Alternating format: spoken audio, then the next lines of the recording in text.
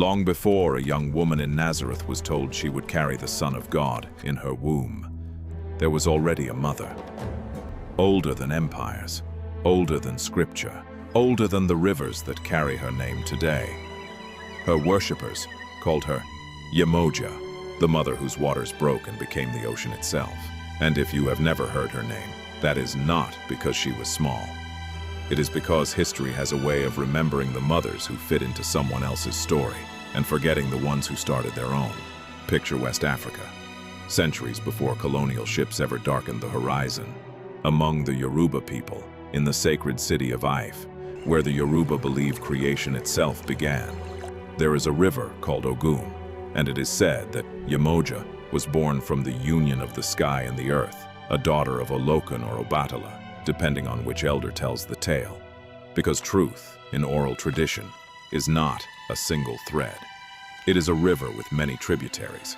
What every version agrees on is this: Yemoja became water.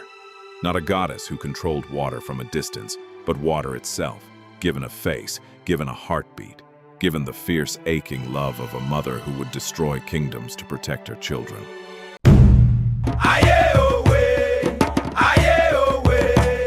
The fire burns bright tonight. Here is where the story turns dark, the way all true origin stories do. Yemoja was married in some tellings to a man named Okere, a king consumed by greed. He demanded to see her naked body, forbidden, sacred, not to be looked upon by mortal eyes. And when he violated that trust, Yemoja fled. As she ran, her body broke open, and from her womb poured every river in Yoruba land. Her tears became the ocean. Her breasts, it is said, became mountains. And from that single act of grief and defiance, life itself multiplied. Fish, rain, harvests. Children not yet born were given the water they would need to survive. A goddess did not just create the world in myth. She gave birth to it in agony, the same way every mother before and after her has bled to bring life into being.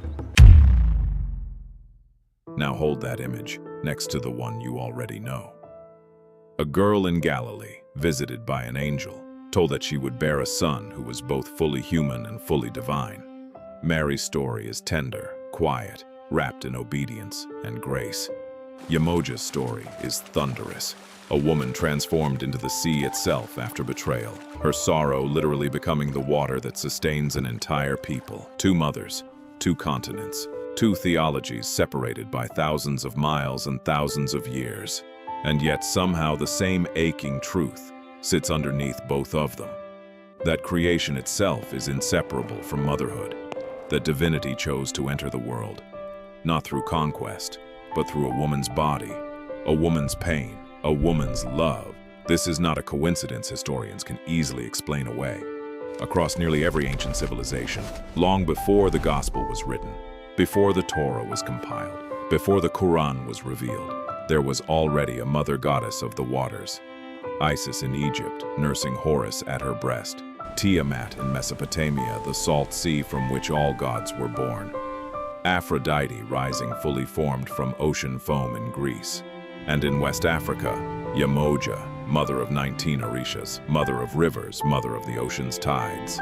Different names, different tongues, different continents that, in the ancient world, barely knew the other existed. And yet the same sacred pattern kept resurfacing, generation after generation, culture after culture, water as the womb of the world, and a woman standing at its center. When the transatlantic slave trade tore millions of Yoruba people from their homeland and dragged them across the very ocean Yemoja was said to embody, something remarkable happened. Enslaved Africans, forbidden from practicing their own religion, did not let Yemoja die. They hid her inside the saints of the church that had been forced upon them. In Cuba, she became Our Lady of Regla, robed in blue like the sea. In Brazil, she became Iemanjá, still worshipped today by millions who leave flowers and mirrors on the beach every New Year's Eve, watching to see if the tide accepts their offering. In Catholic churches across Latin America, worshippers still pray beneath statues of Mary, unaware, or perfectly aware, that underneath the veil, an older mother is listening too. Two faiths, forced into the same body, refusing to erase one another. So when you look at a statue of the Virgin Mary today, robed in blue, standing serene above the waves, ask yourself what you are truly looking at. A Jewish girl from Nazareth who said yes to the impossible, or an African river goddess who refused to be forgotten, wearing borrowed robes so she could survive. Perhaps the answer does not have to be one or the other. Perhaps the deepest truth in human history is not which mother came first, but that every civilization, independently, in isolation, reaching for the divine in the dark, arrived at the exact same conclusion. That before there was a father, before there was a son, before there was a kingdom or a cross or a throne, there had to be a mother. And in Africa, her name was Yemoja, and she is still waiting in the water for anyone brave enough to remember her.